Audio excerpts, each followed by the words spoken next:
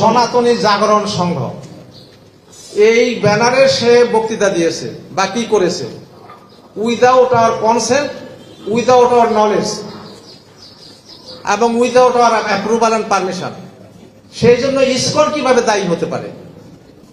আরেকটা কথা বলি আপনাদেরকে, ইসকন সারা বাংলাদেশের প্রায় প্রতিটি ইম্পর্টেন্ট দেশে, ইম্পর্টেন্ট শহরে ইসকনের